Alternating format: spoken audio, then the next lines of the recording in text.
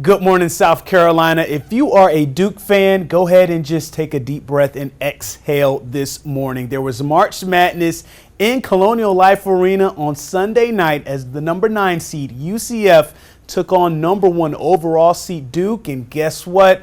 UCF almost pulled off the upset.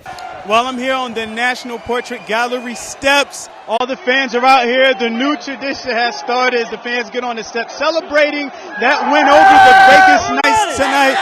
And the fans, you hear them, they are just ecstatic. It is electric out here on the steps. I mean, just look at these fans right now. Let's go, Cats! Hey, what do you think about tonight's game, man? You said 20 years in the making, and you actually have a jersey on from 20 years ago as well. Right here. The Caps are playing great right now. We're going to win in 5. That's my prediction. The Caps are going. The Caps are going to the Cup. My man, the Caps are going. You heard it here first. The Caps in 5. Those are the fans' predictions after they get that winning night going up 2-1 in the series. And Tiger, another feat. You talk about, age. 43 years old is Tiger, the second oldest man to win the Masters. And, you talk about that leaderboard that was just stacked up going into the final round and really on the back 9, Francisco Molinari, Brooks Koepka, the young generation, the new generation, the generation that Tiger has influenced. He showed, hey, I still got something left in the tank. And he showed that he can still win the big events. And he probably proved it more so to himself than anybody else. Now I'm about to see how it really feels to be out in the dark messy trail. Okay. All right.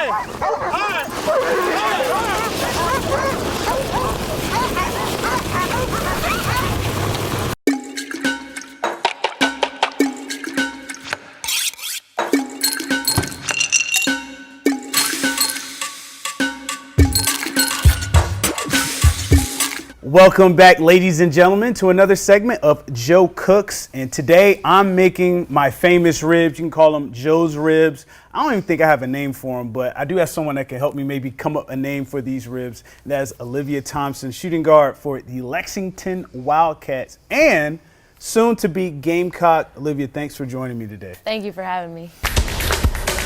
Another early spring game for the Gamecocks. USC football starts their 2019 season with the end of their spring practices. That means football is back in Willie B. The Gamecocks taking the field at Williams-Brice Stadium at noon today to display what they've been working on. Well, USC has 19 offensive linemen on their roster. Now, of the 19, 8 are freshmen. Only 1 is actually getting significant time, and that's Darius Hutcherson. So that actually leaves you with 12 available. But right now, 3 are out with injuries. So that leaves you with 9 available offensive linemen to fill out 1, 2, 3, 4, 5 spots. Fast forward through a good offseason, and more players have bought in. And a year later, USC is 4-2 after 6 games. They are 2 wins away from being bowl eligible at the halfway point of the season. Just think about that. Well, the Bojangles Bash highlights some of the top players in the Midlands and in the country in their annual showcase at Ridgeview High School. But tonight, one player stole the show and was a highlight of the night. He's not a top recruit, but he's the most important player you never heard of. Xavier Major is a senior on the Ridgeview basketball team and has special needs. But with the help of his teammates and the Ridgeview coaches, he had a game to remember tonight. He entered the game in the 4th quarter with the Blazers up big against Lower Richland. His teammates got a rebound and gave it to Xavier, and he scored on his very first shot. The place went nuts, and rightly so. You see the reaction from all the students. And this is his first year playing varsity sports at Ridgeview, and the first time in the Bowl Bash. And Xavier wasn't done. He scored the last bucket of the game as well, and they celebrated with Xavier as if they won the state championship. Ridgeview won by a wide margin, but those 4 points by Xavier were major. X is a very special young man.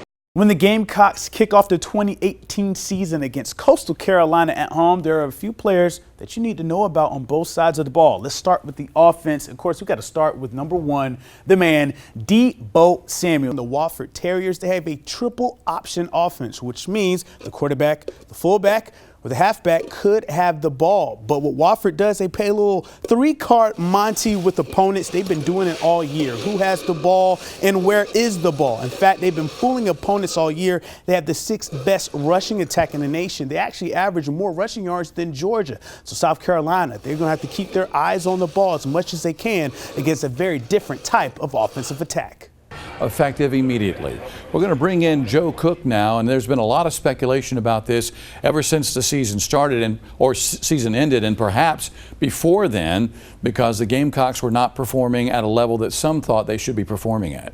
Right, and Gamecocks, they dealt with a lot this past season. It was too much to overcome for Chad Holbrook. Late tonight, USC announced that Chad Holbrook resigned as the head coach of the baseball team. The school went on to say that Holbrook met with athletics director Ray Tanner after several meetings, and they agreed that it was time for him to step down. Of course, this news is a complete 180 from comments Holbrook made last week talking about his upcoming recruiting class. If you follow Will Muschamp on Twitter, you may notice he tweets #Spurs up when USC lands a recruit. We saw that Spurs up tweet not once, but 3 times today. South Carolina landed 3 commits. And for more on the matchup, we go to our Joe Cook, who talks about a new look for number 19. Well, you have a new haircut, you feel like a new man. Will we see a new quarterback on Saturday? Here's Jake Bentley's new do. You reacted on Twitter. We have your responses coming up later in Gamecock Extra. Against River Bluff. Joe? And coming in at wide receiver, Joe Cook. All right, ladies and gentlemen, I'm really reliving my high school football days out here at Lexington High School. Decided the game of the week. So the Gamecocks will tell you that this week's game against Georgia is just any other game. Another week, another opponent.